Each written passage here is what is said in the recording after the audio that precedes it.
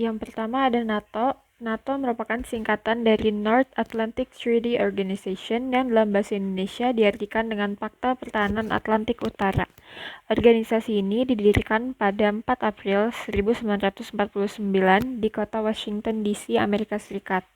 Pendirian NATO bertujuan untuk menjamin kebebasan dan keamanan negara-negara anggota melalui cara-cara politik dan militer, yaitu sebagai berikut.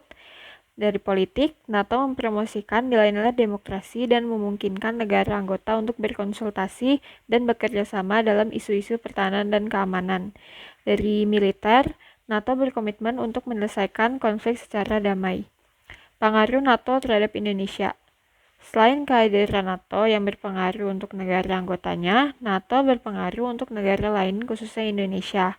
Pengaruh NATO terhadap Indonesia: yang pertama, membantu serta menjaga keamanan negara Indonesia. Yang kedua, membantu jika terjadinya bencana di Indonesia. Yang ketiga, saling bekerja sama dalam hal militer dan intelijen sehingga dapat saling bertukar informasi. Yang kedua ada Southeast Asia Treaty Organization atau SEATO. SEATO merupakan aliansi dari Amerika Serikat, Prancis, Inggris, Selandia Baru, Australia, Filipina, Thailand, dan Pakistan yang terbentuk pada September 1954. Tujuan utama dari pendirian SEATO adalah untuk membendung arus komunisme di wilayah Asia Tenggara. Dampak positif SEATO adalah kekuatan militer suatu negara menjadi kuat karena sering latihan militer bersama. Sedangkan dampak negatif SEATO adalah negara menjadi terpecah-pecah karena perbedaan organisasi militer. Dampak SEATO terhadap Indonesia: yang pertama ada bahaya latihan komunis di Indonesia sudah tidak ada. SEATO tidak sesuai dengan politik luar negeri bebas aktif. Indonesia sudah terikat pada anggota ASEAN. SEATO dibubarkan setelah banyak anggota yang mundur dari keanggotaan organisasi. Selain itu, pembubaran SEATO disebabkan oleh kekalahan Amerika Serikat dalam Perang Vietnam pada tahun 1975. Yang ketiga ada Pakta Warsawa. Pakta Warsawa adalah aliansi militer negara-negara blok timur di Eropa Timur yang didirikan pada tanggal 14 Mei 1955. Tujuan dari Pakta Warsawa adalah untuk mengorganisasikan diri terhadap potensi ancaman dari aliansi militer blok barat, yaitu the North Atlantic Treaty Organization atau NATO, yang sudah terbentuk lebih dahulu pada tahun 1949. Dampak positif dari Pakta Warsawa yakni mempersatukan kekuatan negara blok timur sehingga memudahkan transaksi ekonomi sesama anggota. Pakta Warsawa berakhir disebabkan oleh beberapa faktor, yaitu fakta ini berperan sebagai sandaran bagi rezim komunis Eropa Timur yang tidak populer. Berkuasanya orang-orang non-komunis di negara-negara anggota Uni Soviet membuat pengaruh Pakta Warsawa semakin melemah. Dan yang terakhir, Moskow sendiri bahkan meninggalkan fakta tersebut. Jadi yang keempat itu ada CENTO. CENTO atau Central Treaty Organization atau Organisasi Pakta Sentral adalah organisasi pertahanan bersama yang dibentuk pada 24 Februari 1955 oleh Iran, Irak, Pakistan, Turki, dan Inggris. Tujuan pendirian CENTO adalah untuk menjaga keamanan Timur Tengah dari ancaman invasi Uni Soviet dan komunisme. Dampak positif CENTO bagi Indonesia adalah bisa membantu dan bisa melindungi Indonesia dengan cara anggotanya turut ikut membantu Indonesia jika kesusahan, misalnya kekurangan buah-buahan, perang, dan kekurangan bahan-bahan untuk dijadikan makanan prima yaitu padi, jagung, dan sebagainya. Dampak negatif dari CENTO bagi Indonesia adalah terjadinya perpecahan antara negara Indonesia dan karena itu akan menimbulkan konflik perang dan sebagainya. Alasan CENTO dibubarkan karena CENTO yang hanya bertujuan memenuhi kepentingan blok barat untuk menghambat pengaruh komunis dianggap tidak memenuhi kepentingan di Timur Tengah. Yang kelima ada Australia, New Zealand, United States atau ANZUS yang merupakan aliansi pertahanan dan keamanan di kawasan Pasifik yang terdiri dari Australia, Selandia Baru, dan Amerika Serikat yang dibentuk pada tanggal 1 September 1951. Tujuan utama pembentukan ANZUS adalah untuk mengorganisasikan pertahanan bersama sebagai langkah awal memadukan keamanan regional di kawasan Pasifik, membentuk pengaruh komunisme yang dianggap sebagai agresor di kawasan Asia Pasifik, meningkatkan kerjasama militer untuk mencegah terjadinya agresi negara lain ke kawasan Pasifik.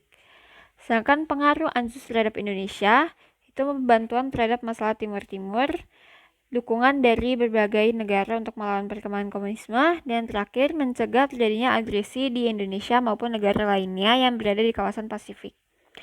Ada beberapa penyebab mengapa ANZUS dibekukan, yaitu menolak kedatangan kapal Amerika Serikat yang bertenaga dan bersenjata nuklir di Selandia Baru. Selandia Baru sudah menerapkan kawasan bebas nuklir pada tahun 1984, sehingga kedatangan Amerika Serikat yang membawa nuklir ditolak oleh Selandia Baru.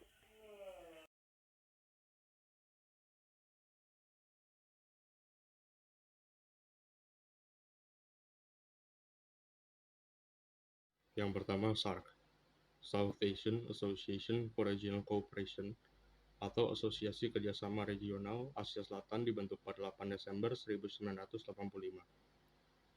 Secara garis besar, tujuan SARC adalah untuk mewujudkan kesejahteraan dan meningkatkan kualitas hidup masyarakat di Asia Selatan, yaitu sebagai berikut. Yang pertama, mempercepat pertumbuhan ekonomi, kemajuan sosial, dan pembangunan budaya di wilayah Asia Selatan. Yang kedua, memberi kesempatan pada semua individu untuk hidup bermartabat dan mewujudkan potensi penuh mereka. Yang ketiga, mempromosikan dan memperkuat kemandirian kolektif di antara negara-negara Asia Selatan. Dampak dari SARC memiliki pengaruh besar bagi Indonesia. Jika Indonesia melakukan kerjasama dengan beberapa negara anggota SARC, Indonesia dapat memenuhi kebutuhan yang tidak dapat diproduksi dalam negeri, karena menjalin kerjasama dengan beberapa negara anggota SARC. Adapun dampak positif dari SARC. Yang pertama, meningkatkan kesejahteraan negara-negara di kawasan Asia Selatan. Yang kedua, menumbuhkan kerjasama dan rasa solidaritas dalam bidang ekonomi, sosial, dan budaya. Yang ketiga, mempercepat pertumbuhan sosial dan ekonomi masyarakat di kawasan Asia Selatan. Dampak negatifnya, salah penerataan atas penggunaan teknologi, pasar dalam negeri dikuasai produk asing, perusahaan dalam negeri yang tidak mampu bersaing akan bangkrut, dan banyaknya TKI ilegal. Kegagalan SARC dikarenakan adanya saling ketidakpercayaan antara Pakistan dan negara kuat di kawasan. India yang telah mengambil sikap lebih tegas terhadap negara tetangganya sejak terpilihnya pemerintahan nasional Hindu. Yang kedua ada APEC atau Asia Pacific Economic Cooperation atau APEC adalah organisasi yang dibentuk pada tahun 1989 di Australia oleh negara-negara Asia Pasifik untuk membangun kerjasama di bidang ekonomi. Tujuan didirikannya APEC adalah sebagai berikut. Yang pertama, mendorong pertumbuhan ekonomi demi kesejahteraan bersama di Asia Pasifik. Yang kedua, mendorong dan memfasilitasi perdagangan dan investasi yang lebih bebas dan terbuka di kawasan. Yang ketiga, mempererat hubungan sesama negara anggota untuk memperjuangkan kepentingan ekonomi bersama pada forum internasional. Dampak negatif APEC bagi perekonomian Indonesia yaitu membanjirnya produk impor di Indonesia. Banyak pengusaha lokal yang gulung tikar karena tidak mampu bersaing dengan produk impor.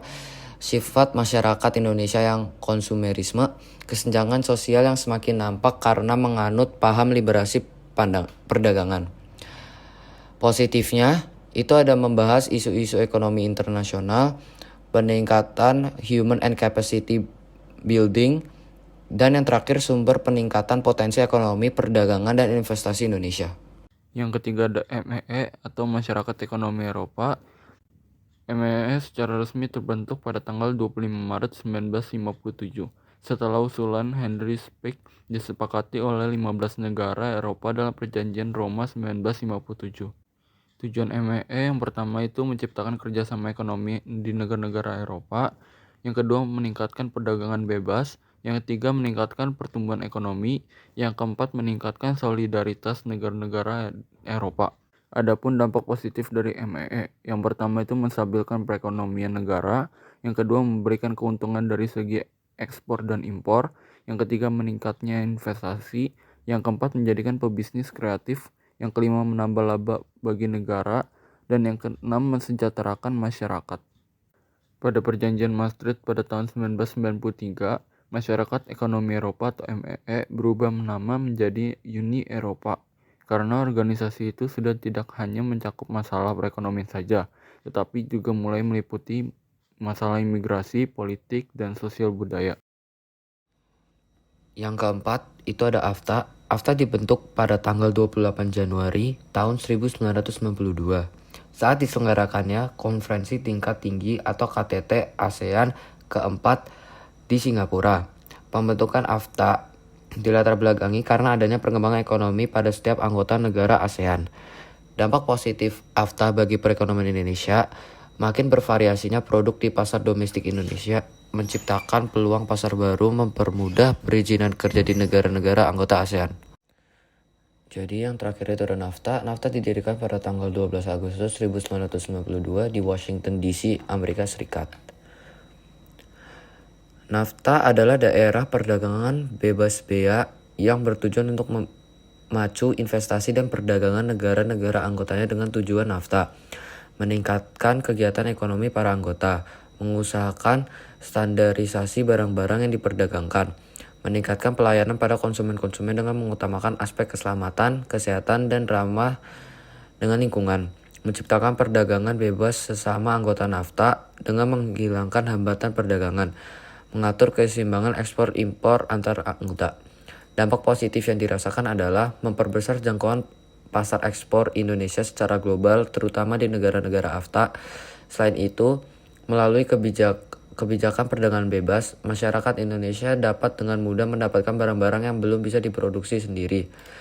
Dampak negatifnya yaitu ancaman eksploitasi SDA, peningkatan impor, dan defisit neraca perdagangan antar negara.